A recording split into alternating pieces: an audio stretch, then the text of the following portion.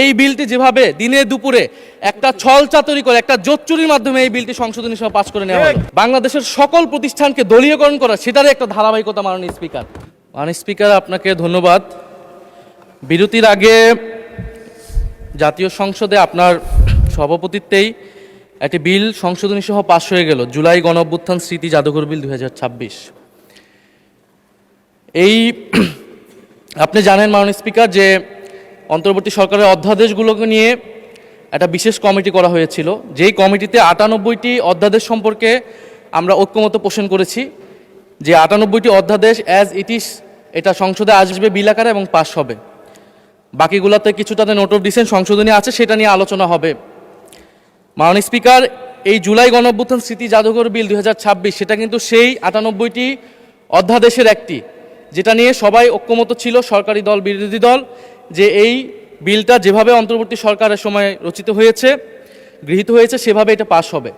এখন আজকে যখন এটি পাস করার বা বিলটি উত্থাপনের সময় আসলো, দেখেন আধা ঘন্টা আগে একটা সংশোধনী দেওয়া হলো। মাননীয় স্পিকার, এখানে সংশোধনী যে কেউ দিতে পারে। মাননীয় স্পিকার, যে 98টাতে ঐক্যমত আমরাও করেছি, সেই 98টার প্রত্যেকটাতে আমরা আপত্তি এবং সংশোধনী দিতে পারতাম, কিন্তু এটা আমাদের মধ্যে একটা কনসেনসাস হয়েছিল যে এটা এই বিলগুলো নিয়ে আমরা কোনো প্রশ্ন তুলব না।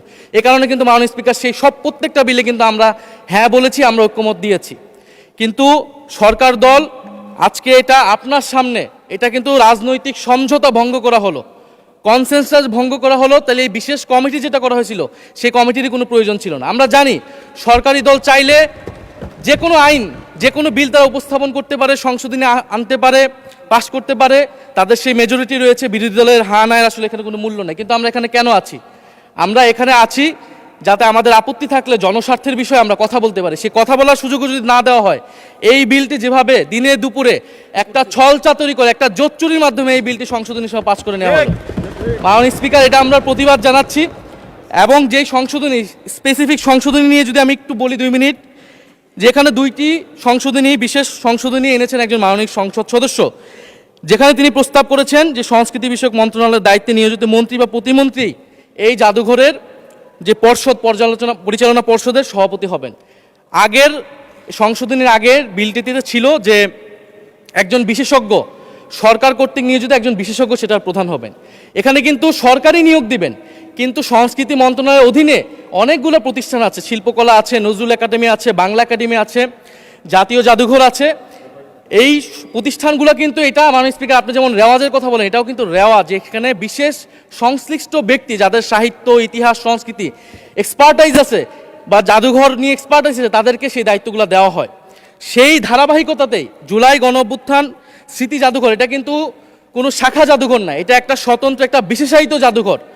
যেই জাদুঘরের গঠিত হওয়ার সময় সকল পক্ষের মতামত নেওয়া হয়েছে, যেই জাদুঘরের স্মৃতি কথাতেও সকল পক্ষের, পুরা আমাদের শুধু গণ অভ্যুত্থানের নয়, আমাদের গত 16 বছরের ফ্যাসিবাদ লড়াইয়ের স্মৃতিগুলো নেওয়া হয়েছে, সব কিছুই সেখানে আছে। কিন্তু এখন যদি মন্ত্রীকে সেখানে বসানো হয়, প্রথমত এটা রেওয়াজ ভঙ্গ করা হয়, দ্বিতীয়ত এটা যে আমরা যেই সরকারের, বর্তমান সরকারের প্রবণতা দেখছি বাংলাদেশের সকল প্রতিষ্ঠানকে দলীয়করণ করা, সেটারই একটা ধারাবাহিকতা। মাননীয় স্পিকার, আমরা দেখেছি বাংলাদেশ ব্যাংক দখল হয়ে, ব্যাংককে দলীয়করণ করা হয়েছে, স্থানীয় সরকার প্রতিষ্ঠানগুলোকে দলীয়করণ করা হচ্ছে, এমনকি ক্রিকেট বোর্ড, সেখানেও মাননীয় স্পিকার দলীয়করণ, পরিবারকরণ সব কিছু করা হয়ে গেছে। আমাদের মাননীয় মন্ত্রীদের সন্তানরা সেই ক্রিকেট বোর্ডের সদস্য হয়ে গেছে। এখন আমাদের জুলাই গণঅভ্যুত্থান জাদুঘর, সেইখানে মাননীয় মন্ত্রীকে কেন সভাপতি হতে হবে? সেটা তো মন্ত্রণালয়ের অধীনে একটি প্রতিষ্ঠান। আর দ্বিতীয় যে সংশোধনী, যে সরকার চাইলে যে কাউকে বাদ দিয়ে দিতে পারবে। এখন জুলাই গণঅভ্যুত্থান আমরা সকলে এক বাক্যে স্বীকার করি, এইটা সকল পক্ষের, ফ্যাসিবাদ বিরোধী সকল পক্ষের একটা অংশীদারিত্ব সেখানে আছে। এই জাদুঘর পরিচালনা করার ক্ষেত্র, যে কোনো গুরুত্বপূর্ণ সিদ্ধান্তের ক্ষেত্র এই জিনিসটা মানা উচিত, সকলের সেই কনসেনসাস থাকা উচিত। এখন সরকার সম্পূর্ণভাবে এটার নিয়ন্ত্রণে নেওয়ার চেষ্টা করা হচ্ছে, নিয়ে যাচ্ছে এই বিল পাসের মাধ্যমে। ফলে আমি আপনার কাছে এটার অনুরোধ জানাবো, আহ্বান জানাবো সরকারের প্রতিও, যে এই সংশোধনী বাদ দিয়ে এটা এখনই যেইভাবেই এটা বিল ছিল, যে ঐক্যমত হয়েছিল বিশেষ কমিটিতে, সেই অনুযায়ী যাতে এই বিলটি আবার পাস করার ব্যবস্থা করা হয়, বা সেই অনুযায়ী আইন অনুযায়ী ব্যবস্থা গ্রহণ করা হয় মাননীয় স্পিকার। আর না হলে আমাদের এখানে থাকার কোনো দরকার নেই। সরকারের নজিরবিহীন যেভাবে দলীয়করণ চলতেছেন প্রতিষ্ঠানগুলোকে, আমাদের দেশে প্রতিষ্ঠানগুলো এই কারণেই দাঁড়ায় না, কারণ সরকার, তার দল, তার গুন্ডা বাহিনী, রাজনীতিবিদ সব কিছুকে তার নিয়ন্ত্রণে কেন থাকতে হবে? মাননীয় স্পিকার, আপনাকে ধন্যবাদ। ধন্যবাদ মাননীয় চিফ হুইপ।